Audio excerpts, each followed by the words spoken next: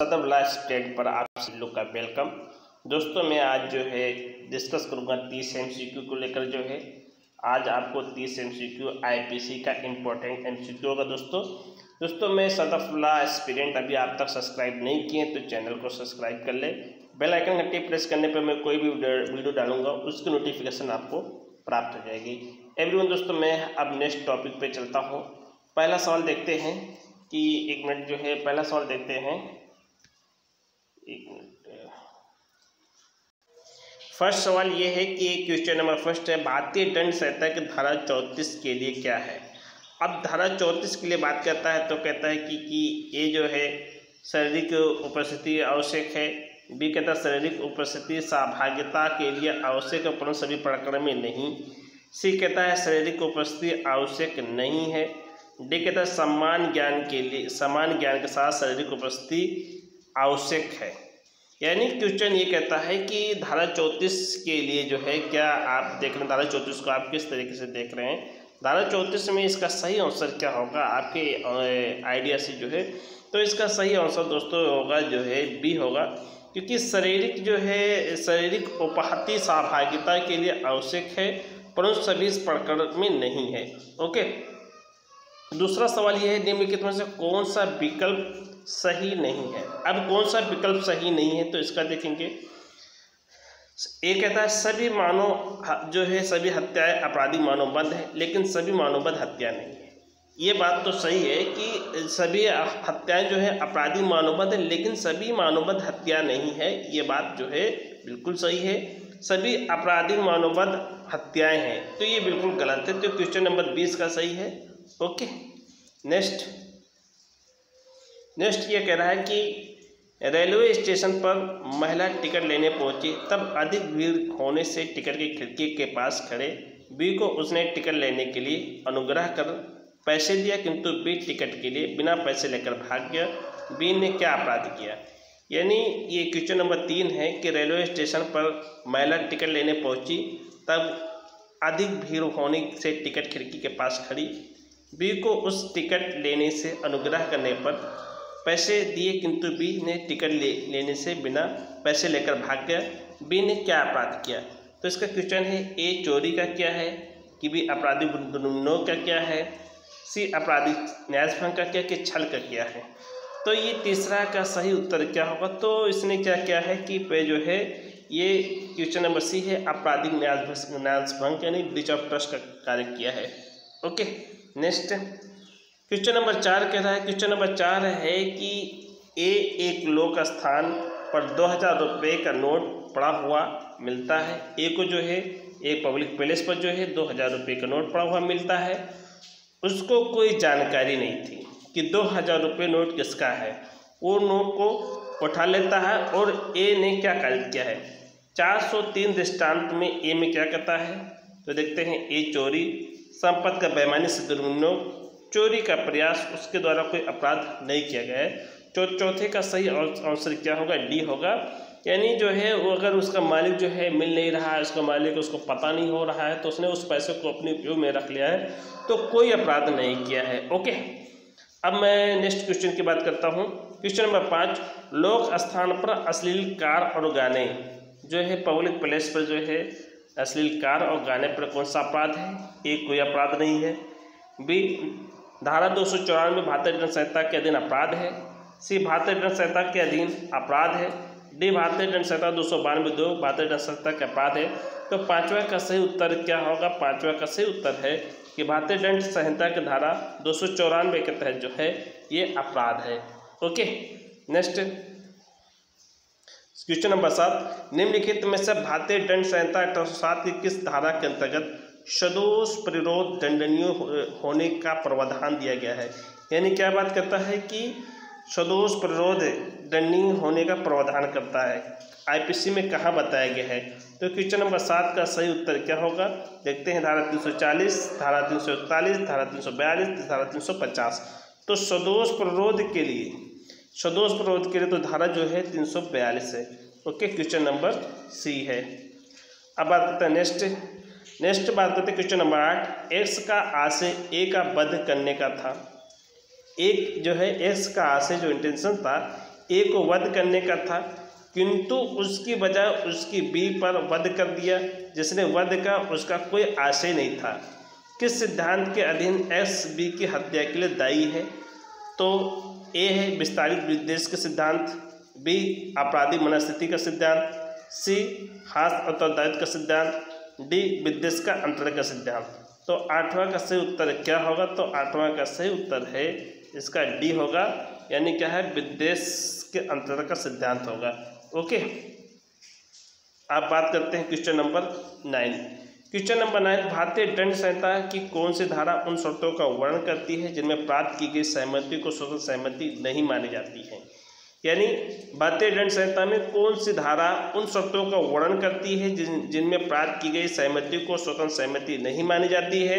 तो सेक्शन जो है देखते हैं 90, एक मिनट जो है एक मिनट, सेक्शन जो है इसका है क्या है, 90 है, सेक्शन 92 है, सेक्शन 89, सेक्शन 87। सही उसका उत्तर है, इसका सही उत्तर क्या है दोस्तों? 9 का, तो 9 का सही उत्तर है ए है सेक्शन 90।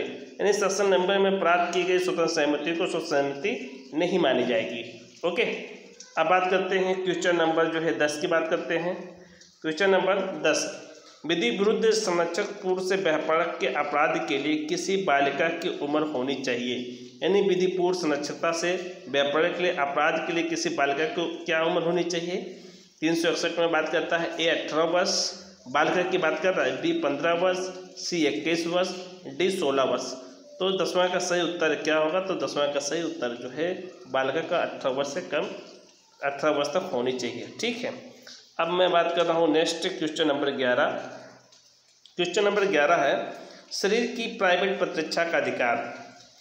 अब शरीर की प्राइवेट प्रतिरक्षा के अधिकार का जो सही उत्तर क्या होगा देखते हैं।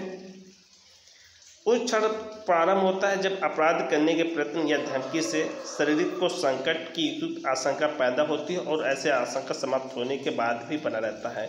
यानी उस क्षण को प्रारंभ होता है जब अपराध करने का प्रयत्न या धमकी से शरीर के संकट की युक्त आशंका, तो अपराध करने का प्रयत्न या जो अपराध कर रहा है अपराध करने का प्रयत्न है या धमकी दे रहा है, तो शरीर के संकट युक्त संकट आशंका पैदा हो जाती है।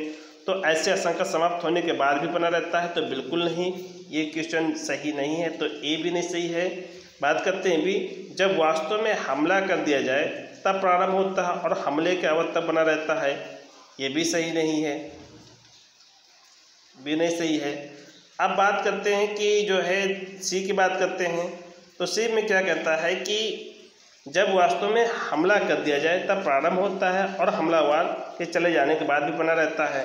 जब वास्तव में हमला कर दिया है और हमला कर दिया है तब प्रारंभ होता है और हमलावर के चले जाने के बाद में भी बना रहता है, तो जो ये भी क्या सही है? तो 11 का जो है ये भी नहीं सही है। और डी कहता है उस क्षण प्रारंभ होता है जब अपराध करने के प्रयत्न या धमकी से शरीर की संकट युक्त आशंका पैदा होती है और तब तक बना रहता है जब तक शरीर की संकट ऐसी आशंका बनी रहती है।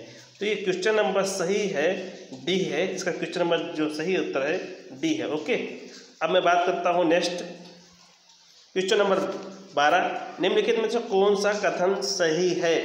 क्वेश्चन नंबर 12 में जो है कैसा है कि कौन सा कथन सही है। अब बात करते हैं कौन सा कथन सही है, तो इसका मतलब देखते हैं हम दोस्तों कि कौन सा कथन सही है। अब हम देखते हैं, एक मिनट, क्वेश्चन नंबर, दुष्प्रेरक का दायित्व मुख्य अपराधी का दायित्व पर आधारित है। ए, बी कह रहा है दुष्प्रेरक निर्दोष हो तो मुख्य अपराधी भी निर्दोष होगा। सी कह रहा है दुष्प्रेरक और मुख्य अपराधी अलग अलग अपराध के लिए अलग अलग दोषी हो सकते हैं। डी, मुख्य अपराधी की वही अपराधी मनस्थिति होनी चाहिए जो दुष्प्रेरक है। यानी निम्नलिखित में से कौन सा कथन सही है, कौन सा स्टेटमेंट सही है? तो क्वेश्चन नंबर 12 का स्टेटमेंट कौन सा सही है? तो स्टेटमेंट सी है। सी क्या कह रहा है? दुष्प्रेरक और मुख्य अपराधी अलग अलग, जो दुष्प्रेरक करता है और मुख्य अपराधी है अलग अलग अपराध के लिए अलग अलग दोषी हो सकते हैं। ठीक, ओके। नेक्स्ट 13, भारतीय दंड संहिता के अंतर्गत निम्नलिखित में से कौन सा मानहानि की श्रेणी में आता है? यानी मानहानि की श्रेणी में कौन सा आता है? तो हम क्वेश्चन नंबर 13 का अध्ययन कर रहे हैं। तो सावधानी से उस व्यक्ति की भलाई के लिए जिसे वो दी गई है या लोक कल्याण के लिए आश्रित है, तो ये मानहानि की श्रेणी में आता है? तो बिल्कुल नहीं आता है, ये काट दीजिए। बी कह रहा है किसी कंपनी, संगम या व्यक्ति के समूह के बाद में लगाया गया लाछन, यानी किसी कंपनी, संगम या व्यक्तियों के समूह के बारे में लगाया गया लाछन जो है ये आता है, सही उत्तर इसका बी होगा। ओके। 14 है, जो कोई किसी शिशु का अपहरण या अपहरण उसके शरीर पर से कोई चल संपत्ति बेईमानी से आशीष लेने के लिए करता है, धारा 359 भारतीय दंड संहिता के अंतर्गत दंडनीय है यदि शिशु की आयु कम है। क्या है? जो कोई शिशु का अपहरण या अपहरण के उसके शरीर पर कोई चल संपत्ति बेईमानीपूर्ण आशीष लेने के लिए करता है और धारा 359 भारतीय दंड संहिता के अंतर्गत दंडनीय। तो शिशु की आयु क्या कितनी कम होनी चाहिए? 10 साल, 12 साल, 14 साल, 16 साल। तो ये क्या बताया गया है? क्वेश्चन नंबर 14 का सही उत्तर ए है 10 साल। क्या है? क्वेश्चन नंबर ए का जो है 10 साल। ओके। नेक्स्ट, भारतीय दंड संहिता के अनुसार ऐसा कोई पुरुष जो किसी स्त्री द्वारा इंटरनेट, ईमेल या किसी अन्य पुरुष प्रारूप की इलेक्ट्रॉनिक संसूचना का प्रयोग किए जाने को मॉनिटर करता है वो अपराध करता है। यानी भारतीय दंड संहिता के अनुसार ऐसा कोई पुरुष जो किसी स्त्री द्वारा इंटरनेट, ईमेल या किसी अन्य प्रारूप की इलेक्ट्रॉनिक संसूचना का प्रयोग किए जाने पर मॉनिटर करता है वो अपराध क्या करता है? तो अपराध है कि इसका क्या है? सही उत्तर है निश्चित करना, बी पीछा करना, सी निगरानी करना, डी पता लगाना। तो इसका सही उत्तर क्या होगा? 15। तो 15 का सही उत्तर है डी पीछा करना। ओके। अब बात करते हैं कि क्वेश्चन नंबर 15 के 16 के एम नानावती बनाम महाराष्ट्र राज्य का सिद्धांत किससे संबंधित है? ए विधिक शक्तियों का उपयोग करने से है, बी गंभीर और अचानक प्रकोपन से है, सी निजी प्रतीक्षा से है, डी अचानक झगड़ा से है। तो इसका सही उत्तर क्या होगा दोस्तों? यानी के एम नानावती का बनाम महाराष्ट्र से संबंधित रेटेड सही क्या होगा इसका? तो बताइएगा दोस्तों। इसका 16 का सही उत्तर जो है गंभीर और अचानक प्रकोपन। के एम नानावती वाला आप किस पढ़े होंगे? बड़ा फेमस केस है। नेवी का ऑफिसर होता है और इसकी पत्नी से का संदेह होता है, इस वजह से अपनी पत्नी को क्या नाम है जान से मार देता है और वो जो है प्राइवेट प्रतिरक्षा को अधिकार प्राप्त करता है। अब बात करते हैं क्वेश्चन नंबर 17। न्यायालय द्वारा जमानत दिए जाने के बावजूद एक पुलिस अधिकारी ने व्यक्ति को गिरफ्तार कर हवालात में बंद रखा। पुलिस अधिकारी जिम्मेदार होगा स्वदोष अवरोध का, स्वदोष प्ररोध का, व्यापार का, अपहरण का। तो 17 का सही उत्तर क्या होगा? तो 17 का सही उत्तर दोस्तों बी है। क्या होगा? सदोष प्ररोध का। ओके। नेक्स्ट बात कर रहे हैं। अब 18 का ए ने अपनी पत्नी की मारपीट जिनमें वो बेहोश हो गई थी। ए ने ये विश्वास कर कि उसकी मृत्यु हो गई है, समय की गिरफ्तारी से बचने के लिए उसे पंखे से फांसी पर लटका दिया। शव परीक्षण रिपोर्ट के अनुसार पत्नी की मृत्यु फांसी पर लटकने से हुई है, तब ये उत्तरदायी होगा। आर बनाम गोविंदा का केस है तो हत्या का, उपेक्षा द्वारा मृत कायद करने का, मानववध का, घोर उपहात का। तो इसका सही उत्तर क्या होगा? 18। तो 18 का सही उत्तर जो है सी है, यानी मानववध का है। ए ने अपनी पत्नी से मारपीट की जिसमें पत्नी जो है बेहोश हो गई। बेहोश होने के पश्चात जो है ए ने जो है विश्वास करके उसकी मृत्यु हो गई है, तो उसने उसकी गिरफ्तारी बचने के लिए, अपनी गिरफ्तार बचने के लिए पंखे में फांसी पर लटका दिया। बाद में पोस्टमार्टम किया गया, उस पत्नी के अनुसार मृत्यु फांसी से लटकने से हुई है, तब ये उत्तरदायी होगा। शव परीक्षण के अनुसार पत्नी की मृत्यु फांसी पर लटकने से हुई है, तब ये उत्तरदायी होगा। आर बनाम गोविंदा 1876 के बाद में है, तो क्या करेगा?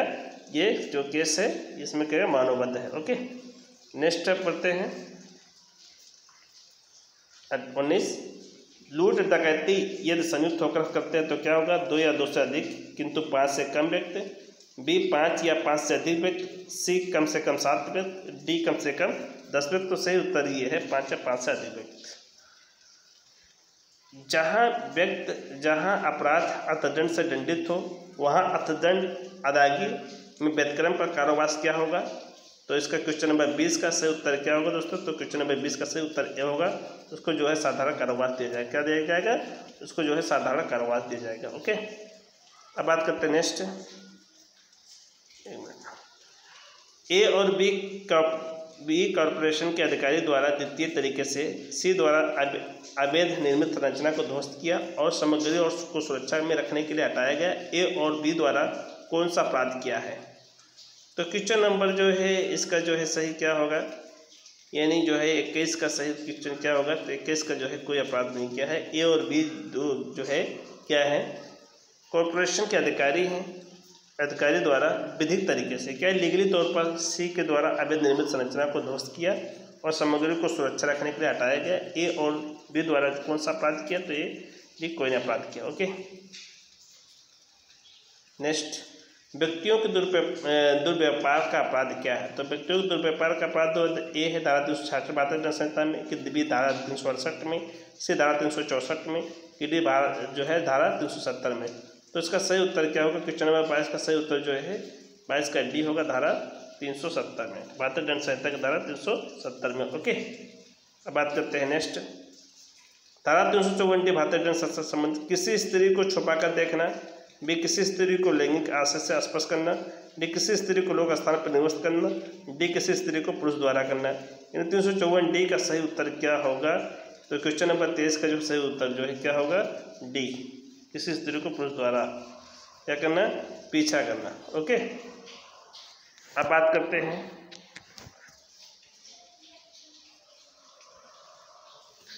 चौबीस, दहेज में अपराध का आवश्यक तत्व नहीं है, तो 304 भी है।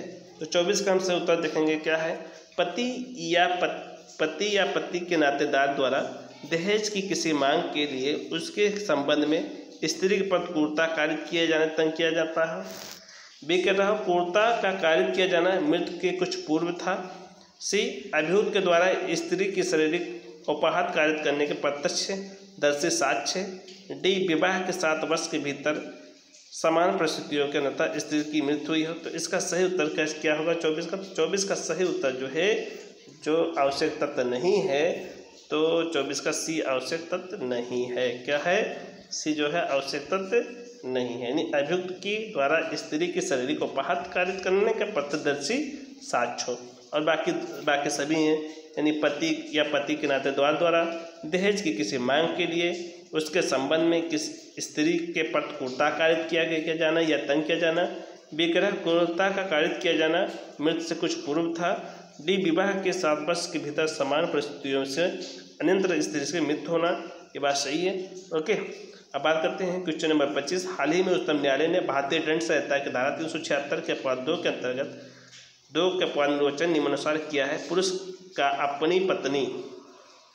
अपनी पत्नी के साथ मैथुन बलात्कार नहीं किया जबकि पत्नी 18 वर्ष से कम आयु की है।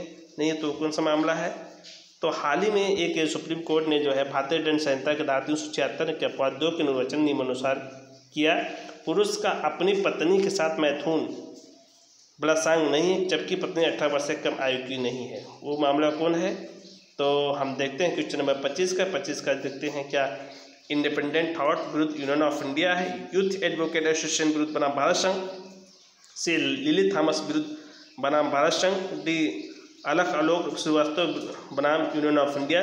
तो इसका सही उत्तर है क्या होगा, इसका सही उत्तर जो है 25 का सही उत्तर है इंडिपेंडेंट थॉट विरुद्ध बनाम union of India. Okay, next देख रहे हैं 26। का को ए के गिरह द्वारा चाबी मिल जाती है, का को या के गिरह का द्वारा चाबी मिल जाती है जो या से खो गई थी, और वहाँ उस चाबी के द्वारा खोलकर एक या के गिरह में प्रवेश करता है। यहाँ ए दोषी होगा, चोरी का होगा, छल का होगा, गिरहवेदन का होगा, कोई लूट का होगा। तो 26 का सही उत्तर क्या होगा, 26 का सही उत्तर जो है क्या करेगा, सी, इसका सही उत्तर है गिरहवेदन का। Okay, next 27। का किसी प्रतिहेतु के बिना व्यक्तियों के समूह पर भरी हुई तोप चलाता है और उनमें से एक का क्या है, वध कर देता है। यद्यपि किसी विशिष्ट व्यक्ति को मृत कारित करने की उसकी पूर्व चिंतन परिकल्पना न रही हो। ए ने कौन सा अपराध किया है, तो धारा 299 के तहत, धारा 300 के तहत, धारा 204 के तहत, धारा 204 ए के तहत। तो सही उत्तर क्या होगा 27 का सही उत्तर है बी, यानी 300 हत्या के तहत अपराध किया है। ओके, अब बात करते हैं नेक्स्ट 28। भारतीय दंड संहिता के अंतर्गत आपराधिक षड्यंत्र का अपराध गठित करने के लिए क्या सिद्धांत जो है, क्या विरुद्ध करना आवश्यक है, तो 120 ए में है, आईपीसी में तो है। अब 28 का सवाल क्या है, तो इसमें है जो है अनिवार्य शब्द क्या है, 2 या 2 अधिक व्यक्तियों का पूर्वमिलन हो, 2 या 2 अधिक व्यक्तियों किसी अवैध कार्य को करने अथवा वैध कार्य को अवैध साधनों द्वारा से करने का करार हो। ये सही है। ओके, बी सही है। नेक्स्ट, भारतीय दंड संहिता की कौन सी धारा विधि तुच्छ बातों को ध्यान नहीं देती है? डी मिनिमिस नॉन कुरेट लेक्स के सिद्धांत पर आधारित है। डी मिनिमिस नॉन कुरेट लेक्स का सिद्धांत पर आधारित है।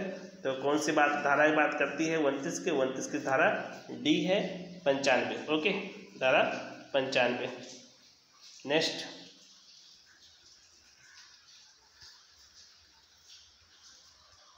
एक मिनट दोस्तों, यहीं से हमारा ये वीडियो जो है समाप्त होता है।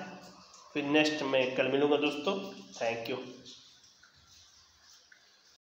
एक मिनट, ये सवाल ले गया था लास्ट सवाल।